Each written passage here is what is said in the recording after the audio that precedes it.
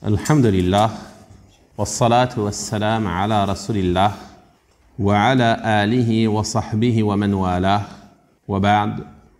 Dans cette assise, nous allons traiter, incha'Allah ta'ala, du noble rôle de la femme musulmane. Il fait partie de la voie du messager d'Allah sallallahu alayhi wa sallam dans l'enseignement qu'il adressait parfois des exhortations particulièrement aux femmes. Et il est rapporté également que certaines femmes, parmi les femmes des compagnons radiyallahu anhum, lui ont demandé un jour de leur accorder un temps pour profiter de ses enseignements sallallahu alayhi wa sallam. Donc mettant en pratique cela, nous allons dans ces deux assises, incha'Allah ta'ala, adresser ces paroles et ces exhortations à nos sœurs concernant le noble rôle de la femme musulmane. Tout d'abord, il faut savoir que dans la religion de l'islam, comme l'a dit le prophète sallallahu alayhi wa sallam, les femmes sont semblables aux hommes. L'imam Ibn Baz, rahimahullah ta'ala, a dit à ce sujet, le sens est Allah est plus savant et qu'elles sont semblables aux hommes concernant ce qu'Allah a légiféré et ce qu'Allah leur a accordé comme bienfait, sauf ce dont le législateur a fait exception et qui est lié à la nature de la femme et à la nature de l'homme, ainsi que dans d'autres affaires dans lesquelles le législateur, c'est-à-dire Allah, a particularisé la femme par une chose et l'homme par une chose. Mais la base est qu'ils sont semblables, sauf sur ce sur quoi le législateur a fait exception. Fin de citation de la parole de l'imam Ibn Baz, rahimahullah. C'est-à-dire que la base en islam, lorsqu'on adresse une recommandation, elle concerne aussi bien les hommes que les femmes. Lorsqu'Allah donne un ordre, cet ordre concerne aussi bien les hommes que les femmes. Lorsqu'Allah interdit une chose, cette interdiction concerne aussi bien les hommes que les femmes. Et il n'y a pas de distinction entre eux, sauf ce sur quoi est venue une distinction dans les textes. C'est-à-dire si Allah a légiféré une chose particulièrement pour les hommes, comme la prière en commun dans les mosquées, qui ne concerne que les hommes en dehors des femmes. Ou si Allah a particularisé les femmes par une chose, comme la permission du port de la soie et de l'or, qui est interdit aux hommes, et ainsi de suite. Cela est spécifié dans les textes. En dehors de cela, tout ce qui concerne les hommes concerne également les femmes et inversement. Et l'islam, contrairement à toutes les campagnes de propagande qui sont menées contre notre noble religion, a honoré la femme et lui a donné un rang éminent, quel que soit son statut, que ce soit une mère, que ce soit une fille, que ce soit une sœur, que ce soit une épouse, elle a été honorée et son rang a été préservé.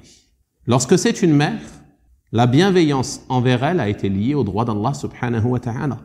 Allah subhanahu wa ta'ala dit dans son noble livre « وَوَصَّيْنَا الْإِنسَانَ بِوَالِدَيْهِ » Et nous avons recommandé à l'homme ses parents, c'est-à-dire la bienfaisance envers ses parents. Ensuite, qu'est-ce qu'il dit ? حَمَلَتْهُ أُمُّهُ وَهْنًا عَلَى وَهْنٍ. Sa mère l'a porté subissant sur lui peine sur peine. وَفِصَالُهُ فِي عَامَيْنِ أَنِ اشْكُرْ لِي وَلِوَالِدَيْكِ إِلَيَّ الْمَصِيرُ. Son sevrage a lieu à 2 ans, sois reconnaissant envers moi ainsi qu'envers tes parents, vers moi est la destination. Et on voit que la mère a été particularisée ici dans ce verset. Et le prophète sallallahu alayhi wa sallam a mentionné que la mère est la personne la plus en droit de notre bonté et de notre compagnie. Un homme est venu au prophète sallallahu alayhi wa sallam et lui a dit « Ô messager d'Allah, quel est parmi les gens celui le plus en droit de ma bonne compagnie ?» Il lui a dit « Ta mère ». Il lui dit « Puis qui ?» Il lui dit « Ta mère ». Il lui dit « Puis qui ?» Il lui dit « Ta mère ». Il lui dit « Puis qui ?» Il lui dit « Ton père ». Donc il a mentionné d'abord 3 fois la mère avant de mentionner le père. Et ceci nous montre qu'elle a été honorée et que son rang a été respecté. Également dans un autre hadith, le prophète sallallahu alayhi wa sallam a informé que le paradis se trouve sous ses pieds. Un homme est venu au prophète sallallahu alayhi wa sallam et lui a dit « Ô messager d'Allah, je veux participer à une bataille avec toi et je suis venu pour te demander conseil. » Il lui dit alors, as-tu une mère? C'est-à-dire ta mère est-elle vivante? Il lui répondit que oui. Alors le prophète sallallahu alayhi wa sallam lui dit « Attache-toi à elle car le paradis se trouve sous ses pieds. » Et ce hadith est rapporté par An-Nasa'i et a été jugé bon par l'imam Al-Albani rahimahumallahu ta'ala. Également, en islam, la femme a été honorée en tant qu'épouse, car il fait partie des bienfaits de notre religion, que la bienfaisance envers l'épouse, envers les enfants et ceux qui sont à notre charge font partie des œuvres les plus méritoires et des actes les plus immenses par lesquels on se rapproche d'Allah subhanahu wa ta'ala. Et celui qui met en pratique ces actes, il fera partie des meilleurs des gens. C'est-à-dire que pour faire partie des meilleurs des gens, l'homme devra être bon envers son épouse. Donc ceci nous montre que son rang est respecté, que sa place a été honorée. Il a dit, sallallahu alayhi wa sallam, le meilleur d'entre vous est le meilleur envers sa famille. Tu veux être le meilleur de la communauté, tu vas devoir être meilleur envers ta famille. Et en premier lieu, parmi ces personnes-là, entre l'épouse. Donc ceci nous montre le rang éminent de la femme en islam. Et le prophète sallallahu alayhi wa sallam a dit, et je suis le meilleur d'entre vous envers ma famille. Également, l'époux a été ordonné de dépenser pour son épouse, d'être bienfaisant avec elle, de se comporter convenablement avec elle. Il a été mis en garde contre le fait d'être injuste envers elle et d'être malfaisant envers elle. Donc ceci nous montre que le rang de la femme est respecté, a été honoré. Également, elle a été honorée en tant que fille et en tant que sœur. Allah subhanahu wa ta'ala a fait de la bienfaisance envers les filles et envers les sœurs, le fait de dépenser pour elles, de les prendre en charge, de se soucier de leurs besoins, des œuvres les plus méritoires parmi les actes de bonté préservant du feu de l'enfer et étant une cause pour l'homme d'entrer au paradis. Abu Sa'id al-Khudri radiyallahu anhu rapporte que le messager d'Allah sallallahu alayhi wa sallam a dit « Celui qui a 3 filles ou 3 sœurs, 2 filles ou 2 sœurs, qui leur tient bonne compagnie et craint Allah à leur égard, il aura le paradis. Et dans une autre narration, les éduque et bienfaisant envers elles et les marie, il aura le paradis. » Et dans un autre hadith rapporté par Aïcha radiyallahu anha au sujet de cette femme qui est venue avec ses filles lui demander l'aumône et à qui Aïcha radiyallahu anha n'avait qu'une date à donner. Cette femme prit la date et la partagea en deux en donnant une moitié à chacune de ses filles. Puis lorsque le prophète sallallahu alayhi wa sallam entra auprès d'elle, elle lui raconta cela et il dit « Quiconque a été éprouvé par le biais de ses filles, c'est-à-dire celui à qui Allah a accordé des filles et se montre bon envers elles, elles seront pour lui un rempart contre le feu de l'enfer. » Et dans une autre narration, il dit « Par cette action, Allah lui a promis le paradis ou l'a affranchi du feu de l'enfer. » Donc vous voyez comment la femme a été honorée dans notre religion.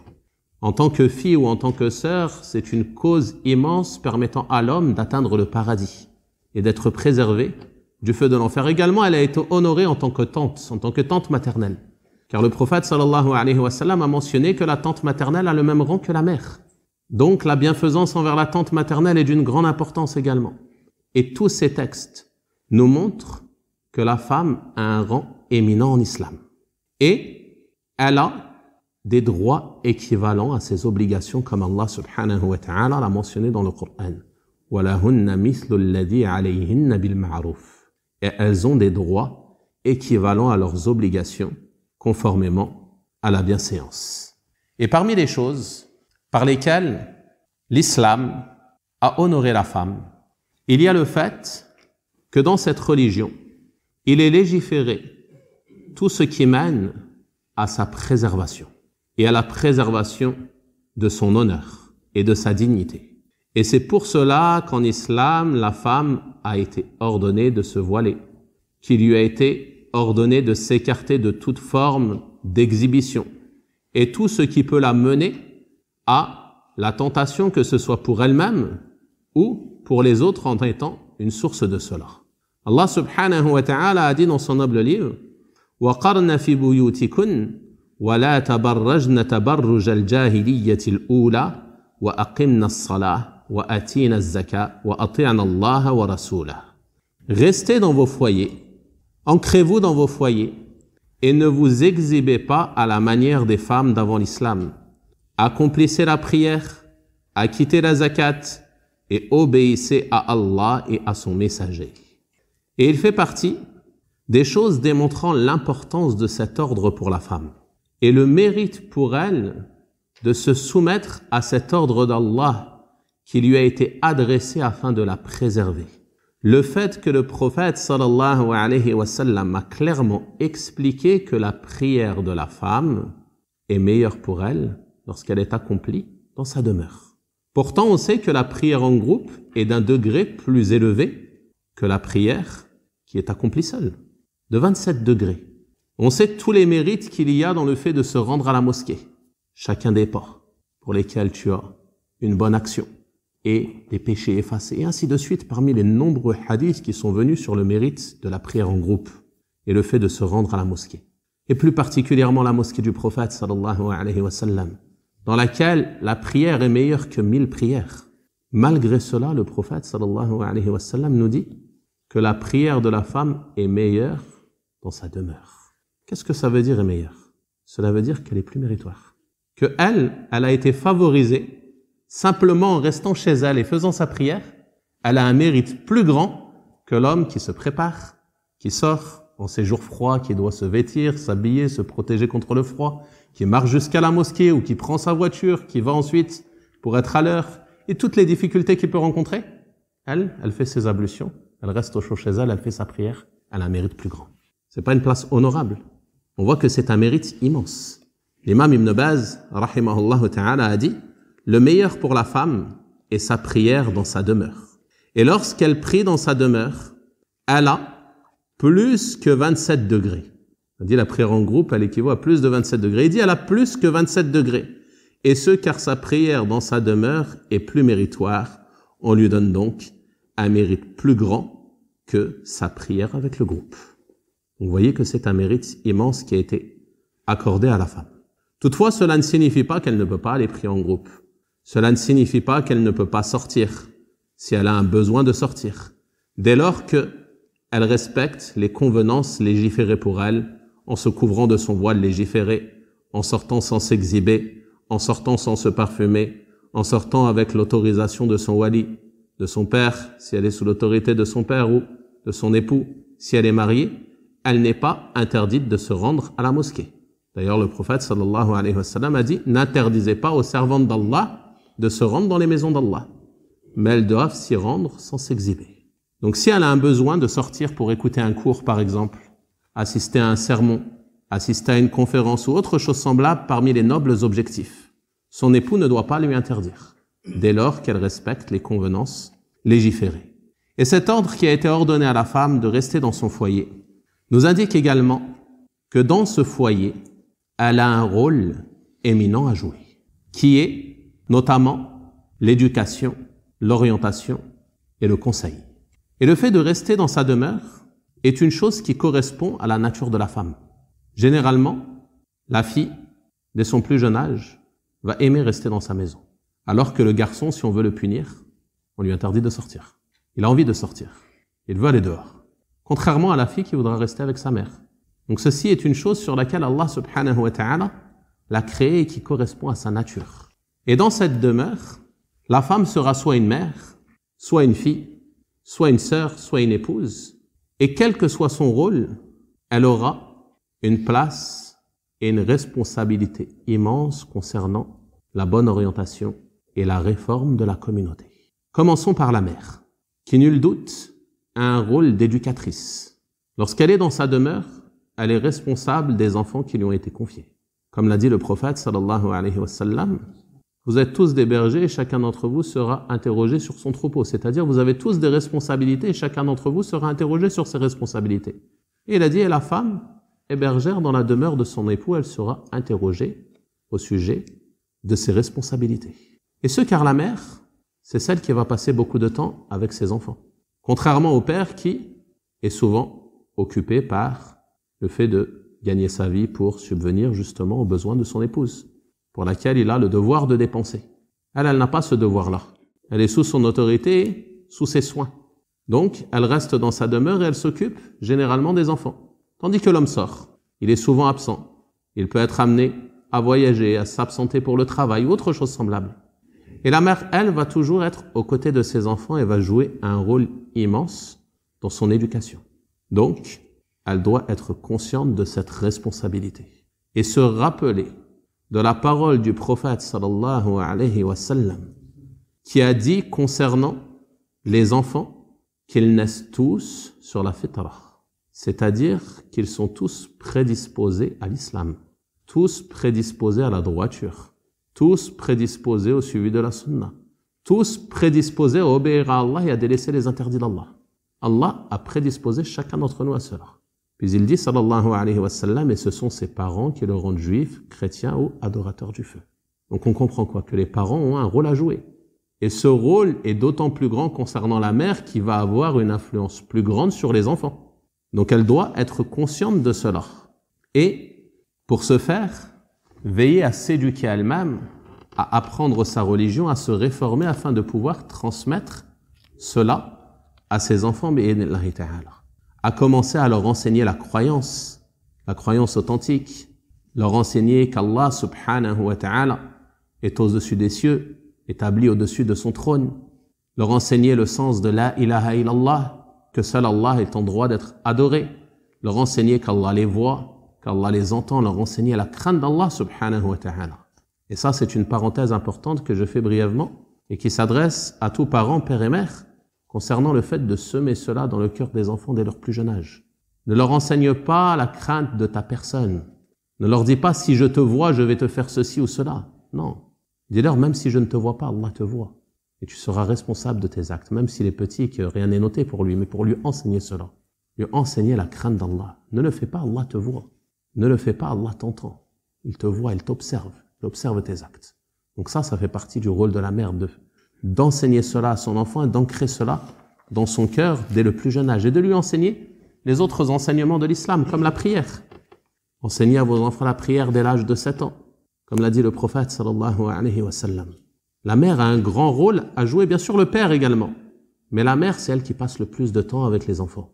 Donc elle a ce rôle d'éducatrice. Elle doit veiller à conseiller ses enfants, veiller à les orienter vers les nobles comportements, les bienséances islamiques, les éduquer sur cela, car la mère, c'est une école pour les futures générations.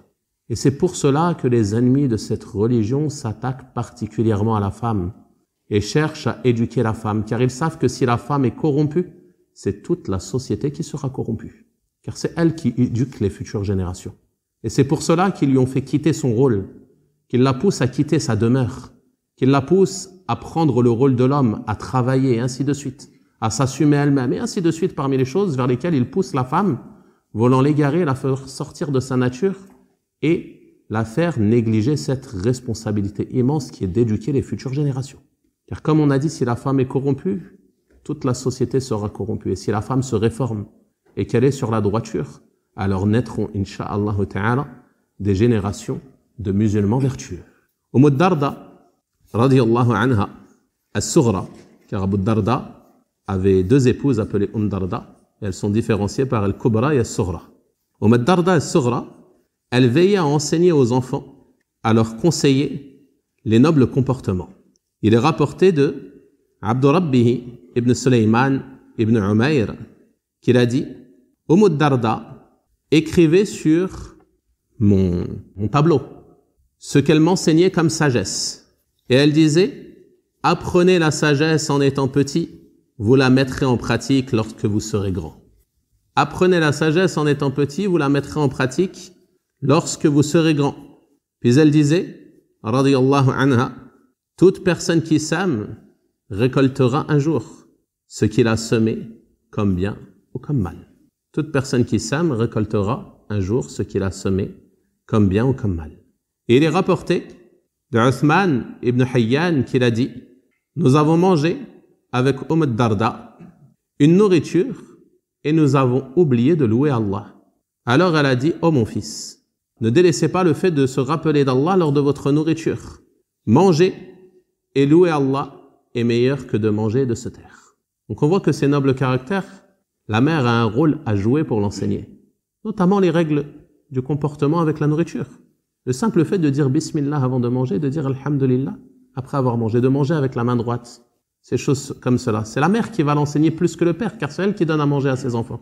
C'est elle qui est souvent avec ses enfants au moment des repas. Elle ne doit pas se dire « mes enfants sont petits, ils auront le temps ». Non, dès son plus jeune âge. Il prend la nourriture, tu lui ordonnes de prendre la nourriture avec la main droite. Tu l'habitues à manger avec la main droite. Tu lui ordonnes de dire Bismillah avant de manger. Tu lui ordonnes de dire Alhamdulillah après manger, ainsi de suite. En fonction de son âge, plus il avance, plus tu lui enseignes de choses à ce sujet.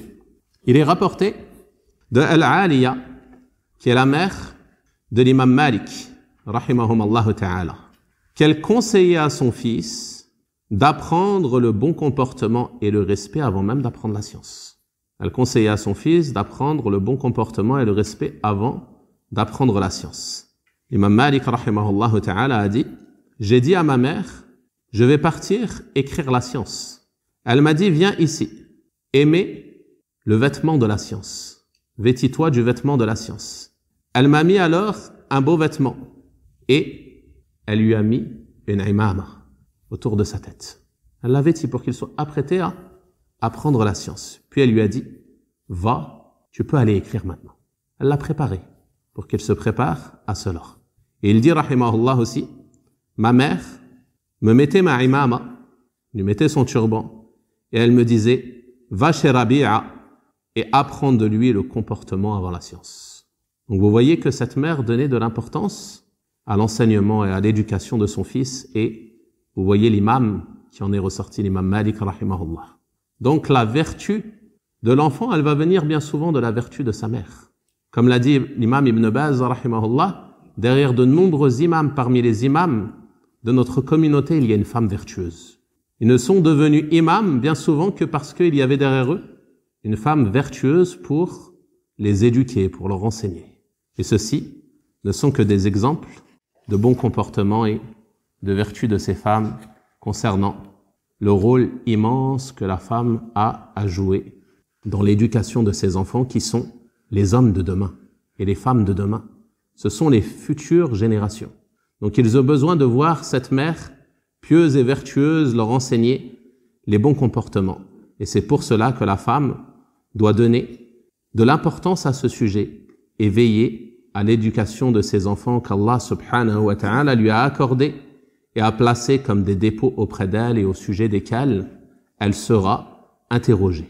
Et il ne convient pas à la femme de se laisser aller et de se laisser prendre par les choses qui sont devenues banales dans nombre de sociétés. Et se dire de toute façon, tous les enfants font cela, si elle voit ses enfants avoir des manquements. Ou dire de toute façon, qu'est-ce que je peux faire s'il fait ça? Comme le font nombre de parents, qui se laissent aller, qui se laissent abattre, comme on dit. Non, elle doit chercher à les réformer.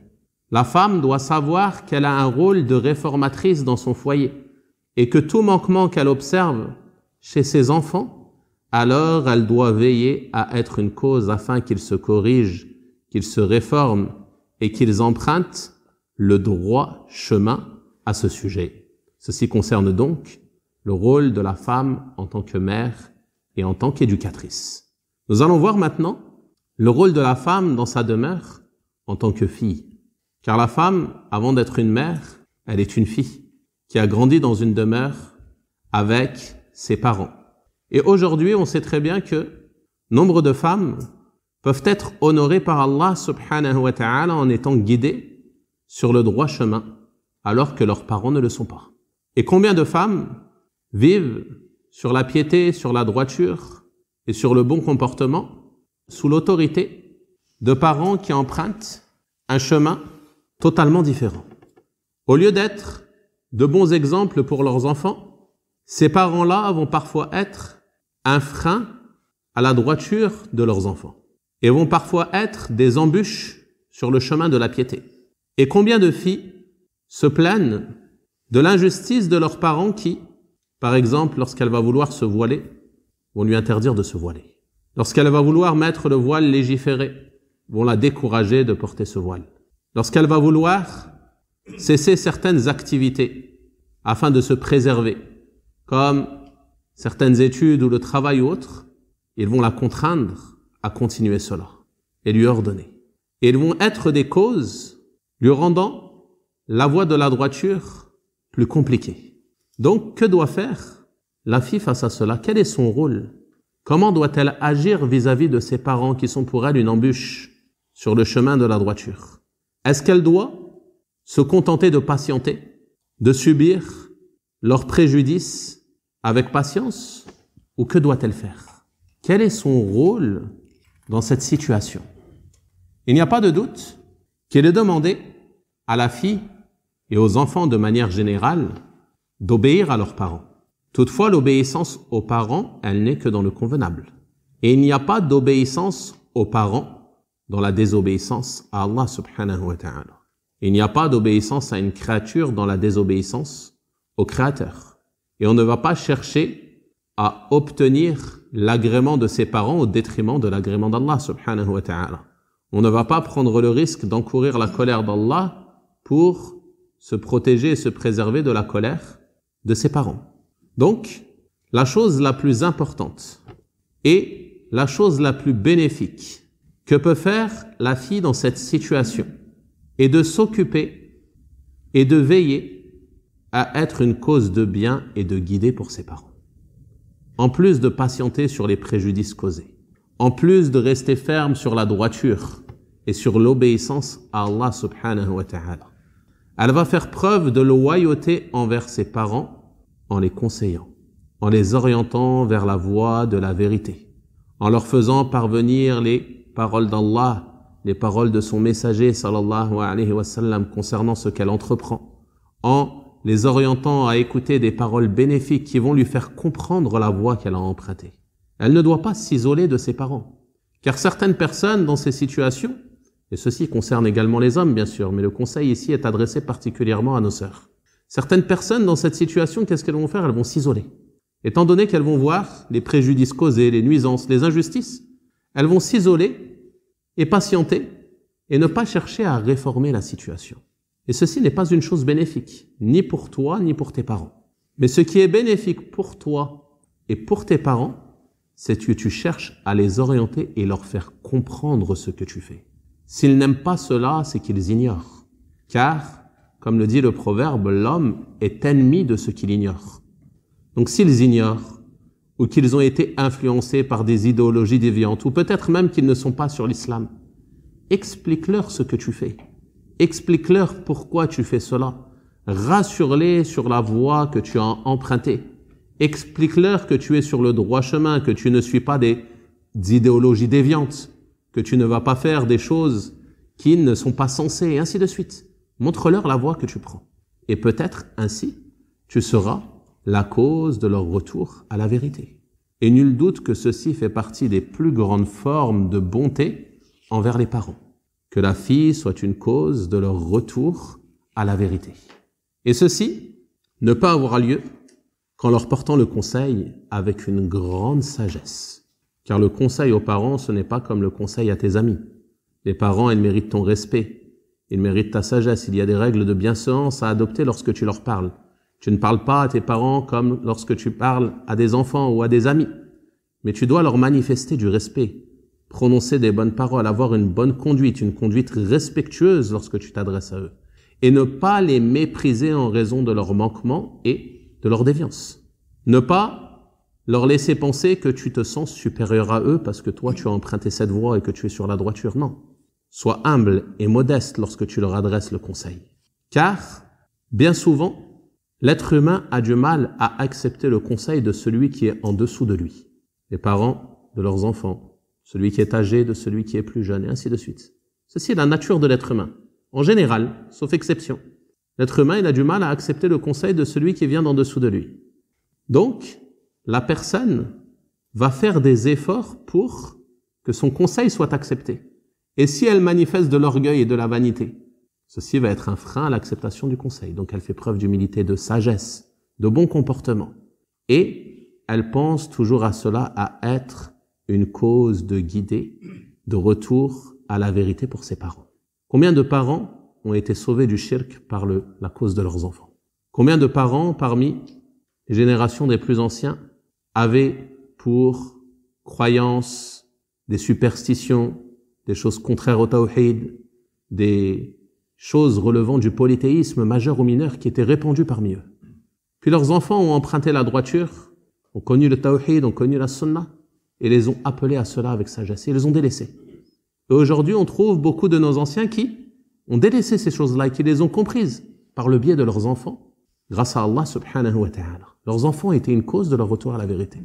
Et on trouve dans certains endroits de nombreux parmi nos anciens qui ont compris ces choses-là. Même s'ils ont encore certains manquements concernant leur application de l'islam dans son intégralité et le suivi de la voie de la droiture, ils ont compris des choses essentielles qui leur ont permis de se réformer par le biais de leurs enfants. Donc la fille, elle doit veiller à cela, faire comprendre la voie qu'elle a empruntée et rappeler les fondements de cette religion à ses parents, leur enseigner ce qui concerne la base de la croyance, leur enseigner ce qui concerne les piliers de l'islam, la prière, la zakat, et ainsi de suite. Elle fait des efforts en cela. Et même si les parents ne sont pas musulmans, elle fait des efforts pour leur faire aimer cette religion. Prends garde à ne pas être une cause pour que tes parents détestent cette religion, s'ils ne sont pas musulmans, en adoptant un mauvais comportement avec eux sous prétexte qu'ils ne sont pas musulmans. Non. Au contraire, dès lors que tu entres en islam, ton comportement envers eux doit être meilleur qu'avant l'islam. Ta bonté envers eux doit être plus grande qu'avant l'islam. Ton respect envers eux doit être plus grand qu'avant l'islam, même s'ils sont polythéistes. Il est rapporté de Asma, la fille de Abu Bakr, radiyallahu anhuma, qu'elle a dit au prophète sallallahu alayhi wa sallam que sa mère était venue et qu'elle était polythéiste. Elle lui a alors demandé et lui a dit: ma mère est venue, est-ce que je maintiens les liens avec elle? Il lui dit: bien sûr, maintiens le lien avec ta mère. Pourtant elle est polythéiste, mais il lui a ordonné de maintenir les liens avec elle. Et parmi les plus grands exemples à ce sujet, il y a ce récit immense qui est le récit de l'islam de la mère de Abu Hurayra radiyallahu anhuma. Abu Hurayra radiyallahu anhu, il faisait de grands efforts pour appeler sa mère à l'islam. Et sa mère ne voulait pas de l'islam. Pire encore, elle prononçait des paroles gravissimes sur le messager d'Allah sallallahu alayhi wa sallam. Et un jour, elle lui fit entendre des paroles que Abu Hurayra a détestées. Il s'est alors rendu auprès du messager d'Allah sallallahu alayhi wa sallam en pleurant, en raison de ce qu'il venait d'entendre de sa mère. Et il lui a dit: ô messager d'Allah, j'appelais ma mère à l'islam et elle refusait. Je l'ai appelée aujourd'hui et elle m'a fait entendre sur toi ce que je déteste. Invoque Allah pour qu'il guide la mère de Abu Hurayra. Invoque Allah pour qu'il guide la mère de Abu Hurayra. Il n'a pas eu un mauvais comportement avec sa mère. Aujourd'hui, si une personne musulmane entend de ses parents une chose contraire à l'islam, se peut qu'il se dispute. Il se peut qu'il se mette lui aussi à insulter, à mal parler à ses parents. Et ceci est gravissime. Abu Hurayra a dû la pleurer de cette situation. Ça l'a rendu triste. Il est parti voir le messager d'Allah sallallahu alayhi wa sallam et il lui dit: invoque Allah pour qu'il guide la mère de Abu Hurayra. Alors le prophète sallallahu alayhi wa sallam a dit: Allahumma hdi Abi Hurayra. Oh Allah, guide la mère de Abu Hurayra.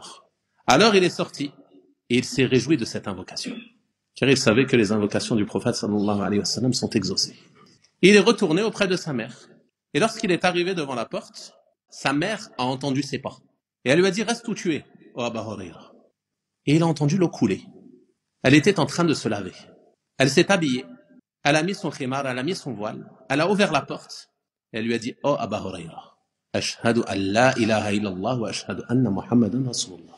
Lorsqu'elle venait d'insulter le messager d'Allah sallallahu alayhi wa sallam, de prononcer des paroles gravissimes à son sujet. Il n'a pas désespéré, il a continué d'espérer sa guidée. Il est parti se plaindre, il est parti en pleurant, affligé. Il ne s'est pas disputé avec elle, il n'y a pas eu un mauvais comportement en retour de cela. Il a eu le bon comportement. Regardez le résultat. Elle entre en islam. Il se rend alors une fois de plus auprès du messager d'Allah sallallahu alayhi wa sallam en pleurant, mais cette fois en pleurant de joie. Radiyallahu anhu. Et il dit: ô messager d'Allah, réjouis-toi.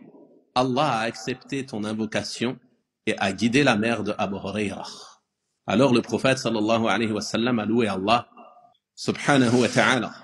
Puis Abu Hurayra lui a dit: ô messager d'Allah, invoque Allah pour qu'il nous rende aimer, moi et ma mère, à ses serviteurs croyants, et pour qu'il nous fasse aimer ses serviteurs croyants. Alors le messager d'Allah sallallahu alayhi wa sallam a dit: ô Allah, fais aimer ton serviteur, c'est-à-dire Abu Hurayra, et sa mère à tes serviteurs croyants, et fais-leur aimer tes serviteurs croyants. Alors il n'y a pas un croyant qui a été créé et qui entend parler de moi ou qui me voit sans qu'il ne m'aime. Et telle est la situation. Tout croyant aime Abu Hurayra. Et tout croyant aime la mère de Abu Hurayra. Et c'est d'ailleurs pour cela que certains savants ont dit qu'il fait partie des preuves de l'hypocrisie de dénigrer les compagnons et plus particulièrement Abu Hurayra radiyallahu anhu. Donc c'est ainsi qu'il convient d'agir pour toute personne qui se retrouve dans cette situation face à des parents hostiles et qui s'opposent, il ne faut pas faire preuve d'hostilité en retour, mais au contraire, il faut faire preuve de patience, de bon comportement et toujours avoir espoir en Allah subhanahu wa ta'ala qu'il guide les parents qui ne sont pas musulmans. On va donc s'arrêter là pour la prière, incha'Allah ta'ala, et on reprendra après la prière, vers 13h15, la deuxième partie de cette conférence, incha'Allah ta'ala, wa sallallahu wa sallama wa baraka ala nabiyyina Muhammad wa ala alihi wa sahabatihi ajma'in, walhamdulillahi rabbil alamin.